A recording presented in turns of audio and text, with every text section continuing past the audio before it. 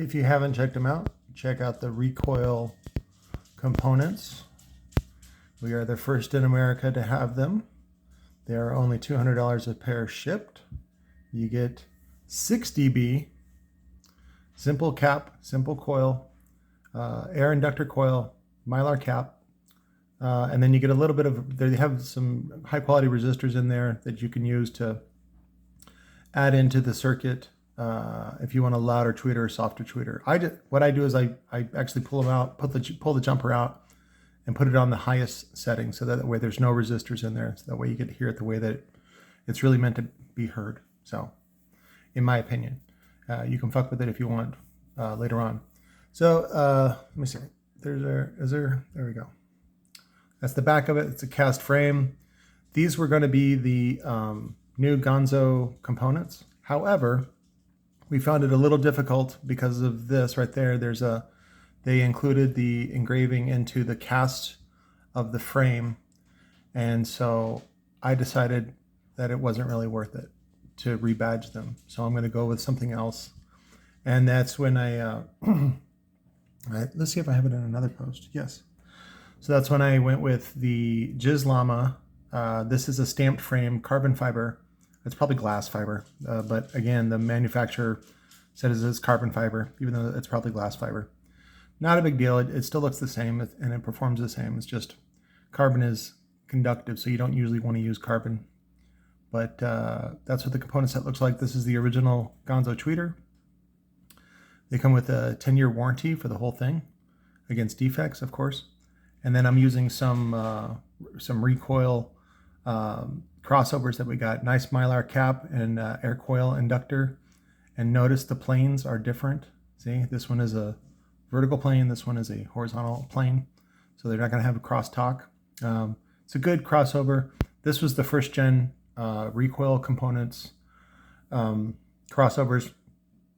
We thought there was a problem. Turns out there wasn't. It was just a user error. And so what I ended up doing was like confiscating all these, everyone that I sold, and just including a different little crossover, like from Rockford or somebody, so that they could play them. I like though that these have a little bit lower crossover point. I'll have to calculate it to be sure, but I think it's right around 3K, which is good for the GONZO tweeters. GONZO tweeters have 950 hertz FS, and I forget what the mid is, but it should sound really good. You should cross them up at about 100 hertz so that they just play mid. They're not really made for mid bass, even though I'm sure you could, do something. These are also good for home audio too. They sound really good. But those are the Jizzlama components. And then we're going to include the decal, the Jizzlama decal, just in with it as optional. So you can put it on there if you want, or you can leave it off if you choose to resell and you don't want to taint. See, because if you put the Jizzlama logo on there, then you're limited when they look it up. So see, this is new Jizzlama 6.5-inch component sets. You're limited to $150 of what you can resell these at, because they know this is the posted price. But if you take off or just leave off that little decal, then it's whatever you want. Then these are equal to something from Focal or Morel or whatever. So don't be fooled by the brand, guys. Look at performance. So, but wanted to talk about somebody. You can see him a little bit. Dainon Robinson is his name. I've been dealing with him for a couple of years, and he's a fan of TC Sounds, and he wanted me to do an LMS top assembly, which I was like, okay, cool. And he sent a frame in and spiders, and he said he sent a coil, but it never arrived. And I made the mistake of saying everything arrived, even though I hadn't opened up the boxes. So there was a little bit of communication error. Of course, that was my mistake. I will never make that mistake again, assuming everything was in the box from the user. And so I realized it was my error. And so then what I did was I was just going to give him one of my coils, which was the latest rev that Tilo had come up with on the LMS Ultra. And I added a couple of features. I did a black former. I'll show you pictures later I did a black former and a taller former so that we could use it with 15s, 18s, 21s, whatever we wanted. So, oh, by the way, that Rockford T2 steel, I got to show you pictures of that too. The Rockford T2 steel, I'm going to turn into a big Neo motor and make it a LMS GONZO, which will be a 21 inch. So, but that's something later on. So, but I wanted to talk about Dainon. I've dealt with him several times. We've done some good deals over the years, and I've had delays with his setup. So I went ahead and got the frame done in the Optimus Prime blue, which is also the Audio Pulse blue from TC Sounds. And I had machined out into the windows so that he can make it removable without the QCA. So because that's become a problem now, is because people have like one side of the QCA but they don't have the other, or the motor is threaded but they don't have the QCA. So it was just, I mean, I understand why Tilo did it, because in order to justify a patent, you have to actually do something. So, but I was able to get around the patent by simply using the window as the access point rather than, being threaded on there. So, but one of the issues that came up with Dainon was he sent the original TC Sounds spiders, and those suck. And I don't want to sit there and say and shit on Tilo, but you got to understand Tilo's point of view, which is that Tilo is heavily invested in these spiders. Do they work? Yes.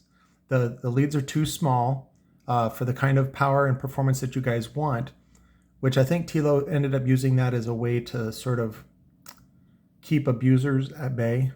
So some people might say he used it to get more money. So and sometimes designers will do that. And so I wanted to avoid all that, and I said, no. Use my new spider. It's dual layer. It's got quad lead, or actually octo leads, and then it's got silicone in the middle. It's much better. And so he agreed and is like, okay. So, but the problem came was when I mentioned that the coil was never included, and what happened was Dainon assumed wrongly that I was going to gouge him for to buy another coil, which I wasn't. I realized I messed up, and I had made the decision over a month ago that I was just going to give him one of my coils that I had made up from TC Sound, or not from TC Sounds, from Precision Econowine at $150 each, by the way. And because he was a good time client, and this meant a lot to him, and I didn't really see any harm in it. And I do enjoy helping you guys, achieve your sonic goals and dreams and things like that. So I didn't think anything of it. And then I mentioned that the coil wasn't in there, and he kind of spazzed and freaked out, and he assumed the worst about me. Well, he ended up posting on a forum that I started on Facebook that was dedicated to TC Sounds and Tilo Stompler.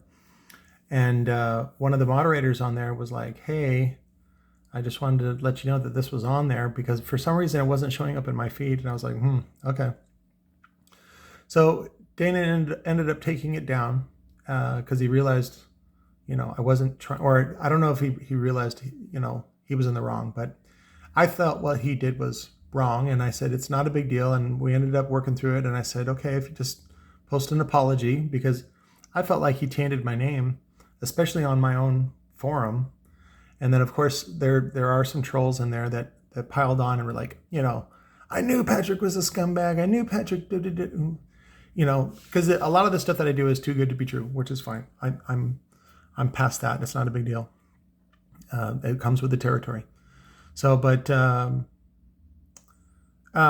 said, hey, look, I can get over this if you just make an apology. So, and but Dainon seemed to be stuck on the fact that we were both wrong. And I was like, well, yeah, we were both wrong. And the way that I made up for it was I was going to give you a $150 coil for free. And I said, all you have to do is apologize. He refused. So, and I laughed at that, because I'm like, here he is letting his pride and his inexperience and his mistrust get in the way of him achieving his goal. And so I said, you're being a fool. And what's funny is his objection was that I was name calling, which I find that endlessly fascinating with young people that if all of a sudden you use a descriptive term as name calling, as if that's sort of I don't know, like you're stooping to a bad level. I was just using it as a descriptive term because he was being foolish. He was being short-sighted. Again, that was just my opinion. So, but he seemed to get even more offended. And he's like, no, give me a refund and send my equipment back. So, but what I wanted to talk to you guys was about, I don't even remember how much I charged him for it's a 2-layer powder coat and for the machining on the frame. So, but me being me, I was just like, I'll just not charge him for that, and I'll just send the whole thing back to him, and it's his problem. So, but I was like, well, I did have to spend some money on that. Should I do it? Or, I don't want to be a bitter cunt and just like scratch up the fuck out of the powder coat and, drill the holes out and send him back to his frame the way that it was. That would be a bitter cunt. I don't want to be a bitter cunt. So, but I wanted to get your guys' opinion on what you think is fair and what you would do in that situation. So it doesn't mean, and just because you have an opinion doesn't mean it's the right thing to do. See, that's the problem, is there's no real guideline on what's right. You have to kind of go by your heart, and you have to go on the fact that I was assuming the best about him, that I'm sure he intended to include the coil. And by the looks of the package, it looked like it may have gotten squished, and then the post office opened it up and probably saw that the coil was squished, and they took the coil out and sealed it back up, which is not unheard of. You'd be surprised. Some of my postal friends tell me some stories. So, but that would avoid any sort of insurance problems on their half and and things like that. So it's not impossible. And, I told them, I said, we're really going to laugh at this when you figure out that you didn't include it at all. So, but again, I was trying to look at the best of things, and Dainon just was not having it. So he refused to apologize. He refused to, be reasonable. And so I was like, okay, I don't want anything to do with you. So he's on the blacklist, and I won't ever do anything with him again. So, but that was that. But I would love to see your feedback. And sometimes it's telling about you guys when, some of you guys are like, go to his house and burn it down. I'm like, good Lord. Like, no wonder you don't have any kids. Like, just stop, stay away. So, but I always want to encourage people being reasonable and compassionate and kind. And to go back to self-promotion, that's why I promote Jizzlama. Jizzlama is a really good way to love one another and treat each other good. And everybody loves the Jizzlama. So, but let's see, what else do I got? See, this is the bad, where it says, it's so funny. These are comments that have been held for review by YouTube. And it's usually when people go a little crazy on me, or they just use cuss words. And what's great about this is that it's so, the policies are so scarred, for protecting people. I'll show comments, and then it says, are you sure you want to see these nasty comments? And I'm like, yes, I'm sure I want to see. Like, to me, it's just no big deal. Like, that, to me, that's an expression of people, and I understand what it is to be human, and I understand profanity and those sorts of things. And but I guess today's culture, and I did use the word. I said, young people, I don't understand you, because what you're really doing is shooting yourself in the foot. So, and I've experienced this with a couple of young people, guys in their 20s and even 30s, where they're grown children, and they don't know how to handle conflict, and they don't know how to negotiate for what they want, or even for the right thing, or even know how to sacrifice. That sometimes you may not get what you really want, your highest goal in the transaction, but you do it because it's the right thing to do and because it's fair. So. But that's a lesson you got to learn on your own. I'm preachy, but I'm not that preachy. So, but I'm all caught up on my comments. Again, I love your comments. I love your interaction on the YouTubes, and I prefer that or text. Just as a reminder, when you text me, please let me know your name and your address so that I can, number one, put it in my records so that when we ship, I don't have to ask you for it again. And what I've been doing lately is because I lost a lot of contacts in my cell phone swap, or I didn't swap it, I reset it because for some reason it was carrying around 100 gigabyte of data, and I was like, I think it was all the pictures and the text that I was saving, because I saved everything, and then now it's all gone. So, but I finally cleared out my phone, but it took a lot of contacts with it. Some contacts stayed, some contacts didn't. So I still got to figure out how to. What I do know is that Google wants you to pay for something that they kind of give you for free, but it's like if you want it to be effective, you got to give them money. So, anyways, it's not worth it to me, and most of the contacts I lost. I just, I say, I'm sorry, I lost your contact, and please give it to me again. So, but I did want to address me being late on orders. So if you placed an order with me and you're late, that's actually a good thing for you, because I feel bad about it and I want to compensate you for your wait. And some of them have actually been pretty decent as far as the compensation goes. So just remember, that's a good thing. And it always pays to have faith in other people. And because as soon as you doubt, and as soon as you think negatively of someone or assume the worst about them, the relationship's over, and you've now burned that relationship. And so then to try to recover that relationship is virtually impossible. Even though we had a moment there where Dainon, it looked like we were able to resolve it. All he had to do was apologize for the post that he made. And he felt like the post was justified. And I said, well, because I said he was spazzing out, and he's like, I have every right to spaz out. I was like, you do have every right to spaz out. Just understand that there are consequences for spazzing out. All right. Just like if you're with your girl and, she says something and then you go off and make a scene, she may leave you for that. She may abandon the relationship because you spazzed out over something that you probably shouldn't have. It always pays to be cool. It always does. And if somebody's going to fuck you, they're going to fuck you. There's nothing you can do about it anyway. Believe me, I know. I was in the military. I got fucked out of this house. I got fucked by Robert Kiyosaki. I got, is it John Pena? John Pena talks about that. He says the weird thing about success is that it's like being pregnant. So everybody congratulates you when, you reach that success, but nobody knows how many times you got fucked. So, and, he's been fucked 6 ways to Sunday.